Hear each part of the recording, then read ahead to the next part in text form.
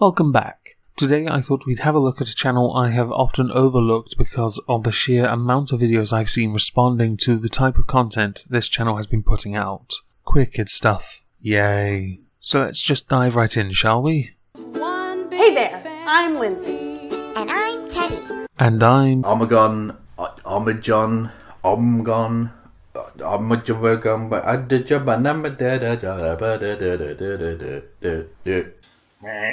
Welcome to Queer Queer Kid Kid Stuff. Stuff. Today, we're talking about race. I can hardly wait to hear what you have to say on the subject of race. Welcome to another episode in our series on privilege. Today, we're talking about something called race. You ready, Teddy?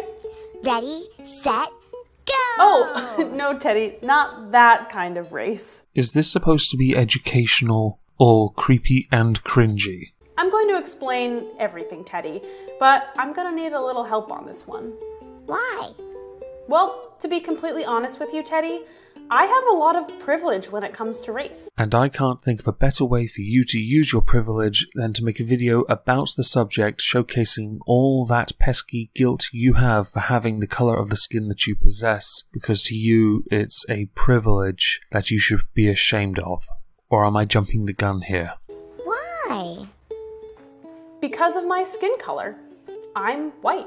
I think you look more peach. Sure, Teddy, but most people call my skin color white. I'm now starting to understand why so many response videos have been done to content on your channel. That doesn't make any sense. Well, not everything always makes perfect sense. I think if you're going to present any kind of argument, it has to make absolute sense, or your argument is easy to take apart, nay, debunk. I think it's time you met my friend Kira. She's going to help us figure all of this out about race. Hi, Lindsay. Hi, Teddy. Hi, Kira. Hi, Kira. Thanks for helping me out with this one, Kira. Oh, absolutely. Oh, well, of course. The authority that you'd bring forth to speak on the subject of race, educate your viewers on the subject of race, is not going to be someone that's white because whiteness is bad. Whiteness holds all the power and privilege because apparently your country is the center of the bloody world, and white people dominate it. It's not like everyone of every race has a privilege within countries where those races are more dominant. But you're still going to use white privilege as a benchmark for privilege, therefore passing on the idea to those your viewers and to many others that may hear this, that white is bad, which will make those that are white that are malleable feel guilt. Can I ask you two really important questions? Sure, go ahead. What are your pronouns, and how do you identify? Oh well, of course, let's not forget someone's pronouns and identifying labels of the day. Allow me to go fetch my D20. I use she, her, and I identify as a queer woman. Awesome. And I identify as a lightsaber, and my pronouns are... So, Kira, today I wanted to talk about race with Teddy. Great. Well, let's get into it. It is a very important idea for you to understand, Teddy. I want to learn. I can't wait for the day that people talk about race as a no longer important thing that we need to learn, but simply something that exists. Something I don't have to give a damn about. Something I can quite happily ignore because it is a non-issue.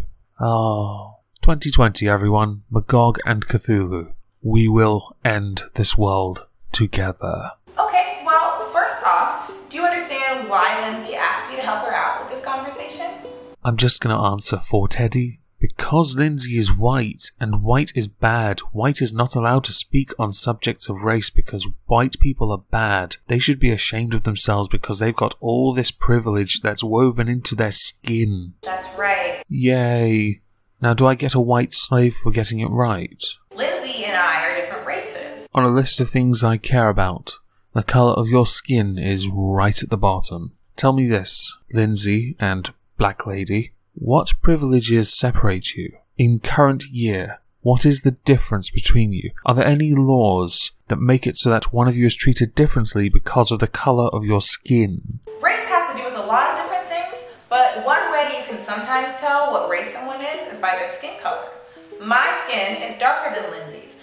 That's part of what makes us different races. People who have my skin color are usually called white, like I said before. And people of my skin color are usually called black. Okay, so race is skin color and you're black or white. And there I was thinking it only had something to do with that little substance called melanin, or skin bleach. Well, that's not really the whole story. There's a lot more to it than just skin color, and there are a lot more races than black and white. And yet they are the two I hear most often in the news. Black on black. No, we don't want to talk about that. Those white people attacking those black people? Oh my god, the racism! Oh god, gentrification is bad because it separates black neighborhoods and makes them look nice. Why are these white people outperforming these black people? What we need is affirmative action in education and employment. We need equal representation because diversity. Nice one, Google. Race has to do with so much more than just skin color. It has to do with where your family comes from. It's hard to say exactly where my family is from because a long time ago, black people were brought here to America without their consent. Before I go back to mocking you mercilessly for this tripe, allow me to remind you that Brazil took in many more time slaves than that of America, and that the Barbary slave trade was a thing, and let's not get started on the numbers of slaves taken there from Europe. Slavery exists today. Slavery has always existed. Without consent, hence the name slave. But of course, we should always blame America because of those damn pesky white folk. But I know they're from somewhere in Africa. What about your family, Lindsay? So my family is white, and my great-great-great-great-grandparents all came from different parts of Europe to America. And my mother is English. My father, though, well, he's from a different realm. It's kind of difficult to explain. Race has to do with where your family is originally from in the world and the history that comes along with that. Which over time will become less and less relevant as the rise of mixed race relationships takes over the world and condemns the black and white races because they'll no longer exist. Or so I've been told. I wonder where I came from.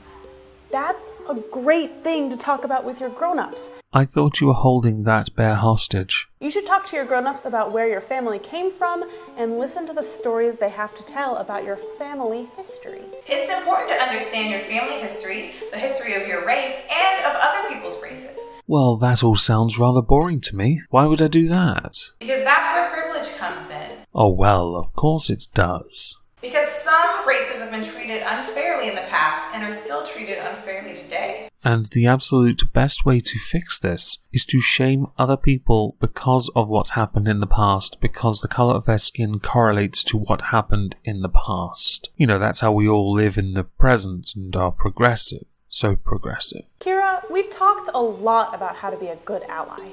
That's great! It's important to be a good ally to people of other races, especially if you're white, like Lindsay. Oh my god, I think the white guilt is bleeding out of Lindsay's skin. And the only way she's ever going to make a black person feel good is by acting in the most condescending, patronising way possible. To elevate that poor, defenceless black person who's been persecuted, or their ancestors were persecuted, and they haven't in the current year been persecuted, but because of the past, they have to be elevated in the present to protect their poor fifis, because they cannot possibly hope to stand up on their own 2 feet without some white people there to constantly reinforce the idea that they are truly equal, even though they are legally truly equal. Oh my god. Yep. I try to be a good ally to people who are not white. What bothers me the most about all of this nonsense is that you feel the need to identify as an ally to somehow validate you're supporting someone of a different race. All it does is tell me that you believe your race should be ashamed of itself, your race should be lambasted, chastised, should be made to feel shame for what happened in the past. I personally don't think anyone should now feel guilt for what has happened. Mostly because there's no one race on this planet that can truly say that they did nothing wrong or their ancestors did nothing wrong in the past. Let's face it, if you want an example of where black people should feel ashamed, why not look at countries where white people are having their rights removed from society because they're white, and that's bad in countries that are predominantly black. South Africa, I am looking at you.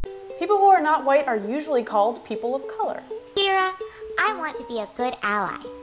What's something you want us all to know about being a good ally?